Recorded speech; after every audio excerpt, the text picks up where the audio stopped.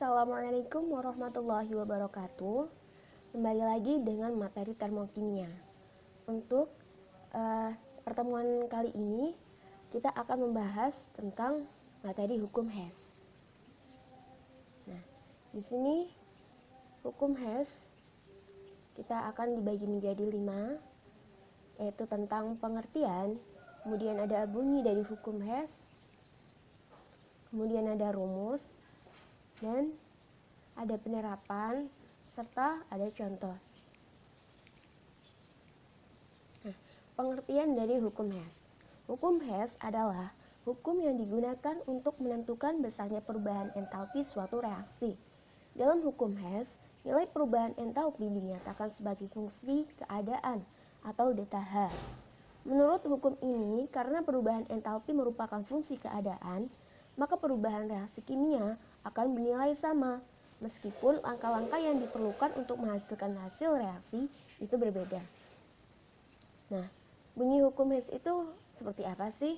Nah, hukum Hess dikemukakan oleh German Henry Hess pada tahun 1840 yang berbunyi, kalau suatu reaksi secara keseluruhan selalu sama, tidak dipengaruhi apakah suatu reaksi itu dilaksanakan secara langsung atau tidak langsung dengan lewat tahap-tahap yang berlainan. Artinya di sini bahwa perubahan panas atau kalor suatu reaksi hanya bergantung pada keadaan awal dan keadaan akhir dari suatu reaksi itu saja, tidak bergantung pada tahap-tahap lainnya atau langkah-langkah yang dilaluinya. Nah, kegunaan hukum Hess, apa sih gunanya?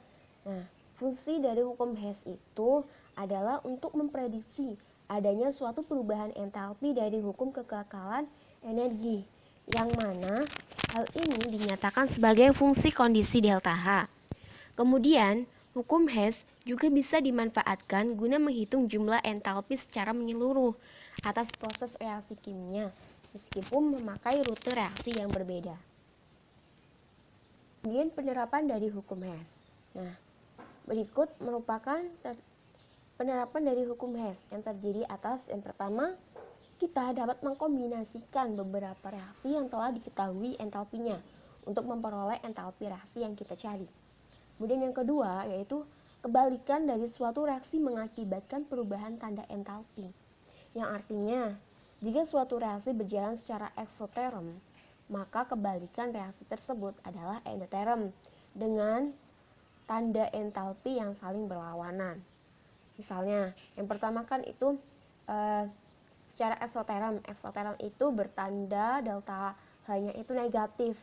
Apabila dibalik, maka mengakibatkan perubahan reaksi menjadi endoterm dengan mengubah tanda entalpinya menjadi positif. Kemudian yang ketiga yaitu jika suatu reaksi dikalikan dengan suatu bilangan, maka entalpi reaksi tersebut juga harus dikalikan dengan bilangan yang sama. Kemudian kita menuju ke rumus hukum Hess. Nah, berdasarkan percobaan-percobaan yang telah dilakukan oleh German Hess pada tahun 1840, German Hess merumuskan, diketahui diagram Hess reaksi A menjadi A ke D. Nah,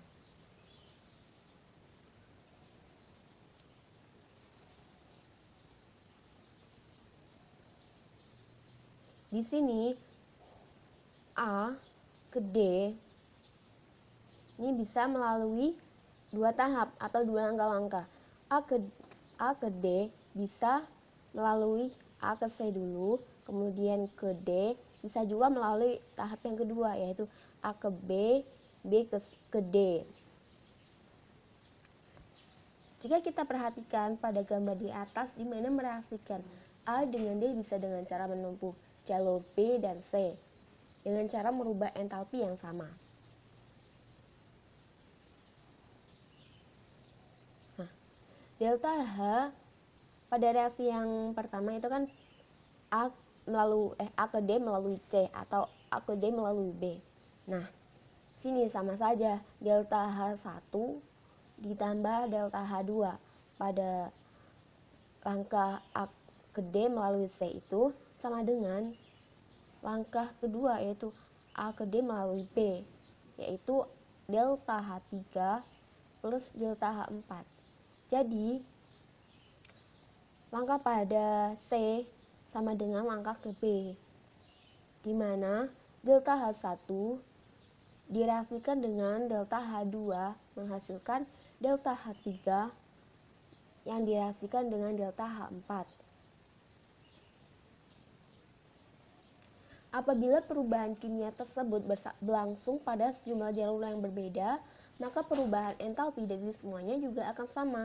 Dengan begitu, delta H untuk reaksi tunggal bisa dirumuskan sebagai berikut. Nah, ini delta H reaksi sama dengan jumlah delta H produk dikurangi delta H reaktan. Sudah tahu ya, produk itu yang di sebelah kanan reaksi, sedangkan reaktan itu di sebelah kiri reaksi. Kita ke contohnya saja. Hukum Hess. Nah, hukum Hess ini berkaitan dengan reaksi-reaksi yang dapat dilangsungkan menurut dua atau lebih cara. Contohnya adalah reaksi antara karbon grafit dengan oksigen membentuk karbon dioksida. Misalnya, kita mempunyai 1 mol karbon dan 1 mol oksigen. Kedua zat ini dapat bereaksi membentuk 1 mol karbon dioksida. Reaksinya dapat dilangsungkan dengan dua cara, yaitu cara yang pertama, yaitu reaksi satu tahap. Di sini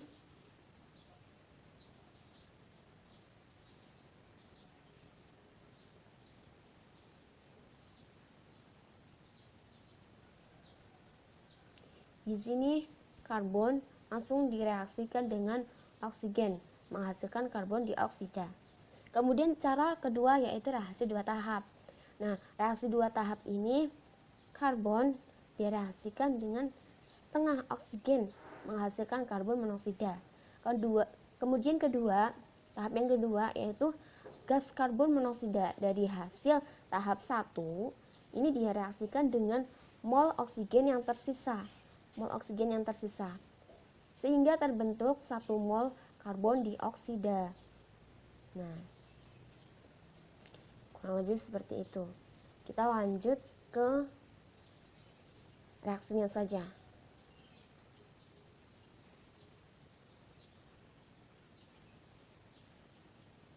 Pada tahap ini, cara pertama kan langsung karbon direaksikan dengan oksigen menghasilkan karbon dioksida. Nah, ini delta H-nya sebesar min 394 kJ. Sedangkan tahap yang pertama itu, yang pertama karbon direaksikan dengan setengah oksigen menghasilkan karbon monoksida. Kemudian tahap kedua itu karbon monoksidanya direaksikan dengan setengah oksigen menghasilkan karbon dioksida. Nah, ini karbon monoksida yang di sebelah kanan dicoret dengan karbon monoksida yang di sebelah kiri, sehingga habis. Tinggal karbon direaksikan dengan oksigen menghasilkan karbon dioksida. Ini sama tahap pertama.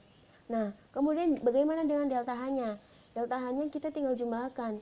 Ini min 111 kJ direaksikan dengan 283 kJ, sehingga menghasilkan min 394.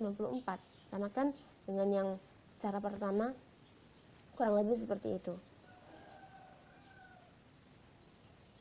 Nah, hukum Hess disebut juga dengan hukum penjumlahan kalor, di mana kalor reaksi hanya tergantung pada keadaan awal dan akhir, tidak pada lintasan.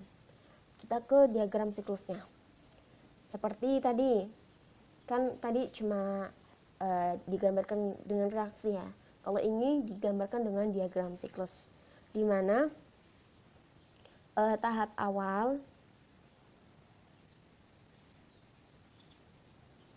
awalnya ini nih direaksikan dengan 2CO2.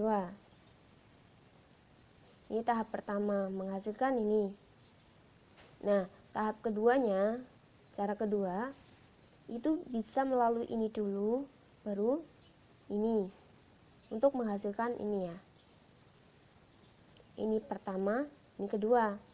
Nah, pada cara pertama itu 2 karbon direaksikan dengan 2 oksigen menghasilkan 2 karbon dioksida dengan delta H sebesar min 788 kJ. Nah, sedangkan cara kedua ini 2 karbon dijumlahkan dengan oksigen, 1 oksigen menghasilkan 2 karbon monoksida. Nah, 2 karbon monoksida ini direaksikan dengan oksigen menghasilkan 2 karbon dioksida. Nah, pada tahap ini kan pertama menghasilkan delta H sebesar min 222 kJ. Nah, yang kedua itu delta H-nya sebesar min 566. Jika dijumlahkan menghasilkan min 788 kJ. Nah, kemudian kita ke diagram tingkat energi. Di sini sama juga, hanya beda jalurnya saja ya. Ini kan di sini secara langsung. Namun yang kedua ini 2 tahap. 2 tahap. Kan? Tetapi hasilnya ini nanti sama. Kemudian kita ke contoh soal. Tentukan perubahan entalpi penguapan air dari wujud padat jika diketahui reaksi-reaksi berikut. Nah, ini ada reaksi-reaksinya, yaitu hidrogen direaksikan dengan setengah oksigen menghasilkan H2O dengan entalpi min 251,8. Kemudian air dengan wujud liquid menjadi air berwujud solid. Yang ketiga yaitu hidrogen direaksikan dengan setengah oksigen menghasilkan air dalam bentuk liquid dengan delta H min 285,8 kJ. Nah, kita coba menjawabnya. Kita cari tahu apa sih yang diinginkan atau menjadi target dari soal tersebut. Nah, di sini tentukan perubahan entalpi penguapan air dari wujud padat jika diketahui reaksi-reaksi berikut. Ini berarti yang diinginkan itu air dalam bentuk padat direaksikan sehingga menjadi air dalam bentuk gas. Nah, kita lihat dulu, dalam solid menjadi gas. Berarti di sini H2O solid diletakkan di sebelah kiri reaktan. Yang diinginkan H2O solid di sebelah kiri. Sedangkan yang diketahui ini H2O solidnya di sebelah kanan. Maka reaksinya itu dibalik. Reaksi dibalik sehingga delta H-nya juga dibalik. Yang awalnya min 6,01 menjadi plus 6,01. Kemudian yang kedua yaitu H2O gas. H2O gas ini terletak di sebelah kanan produk. Nah, H2O gas terletak di sebelah kanan produk. Yang diketahui ternyata sama. H2O-nya di sebelah kanan produk. Berarti ini reaksinya tetap ya. Reaksi tetap min 241. Nah, karena tetap, di sini kan yang diketahui ada 3 reaksi. Kita lihat nih, karena H2O gas itu sebelah kiri, dan yang kedua kan itu H2O liquidnya itu di sebelah kanan kan, yang sudah di ini sebelah kanan. Maka selanjutnya ini H2O-nya harus di sebelah kiri. Tapi ini yang diketahui juga yang belum dihitung sebelah kanan kan. Sehingga reaksinya dibalik. Ini dibalik. Reaksinya dibalik sehingga menjadi H2O liquid menjadi H2O gas plus setengah oksigen, sehingga menghasilkan delta H-nya juga awalnya negatif diganti dengan positif 285,8 kJ. Sehingga ini dicoret karena sama. Yang tersisa ini juga coret. Pokoknya kalau yang sudah direaksikan diurutkan itu apabila di kanan dan kiri ada yang sama itu dicoret. Sehingga tinggal H2O solid Ini juga sama ya, dicoret dengan ini. Jadi apa yang diminta ini sama kan. Nah sekarang delta H-nya tinggal dijumlahkan saja, tinggal menghasilkan delta H sebesar plus 50,01 kJ. Jadi reaksi yang diinginkan oleh H2O solid menjadi H2O gas memiliki delta H sebesar plus 50,01 kJ. Oke, terima kasih. Jika belum paham atau mungkin ada yang bingung, silahkan ditanyakan. Terima kasih. Assalamualaikum warahmatullahi wabarakatuh.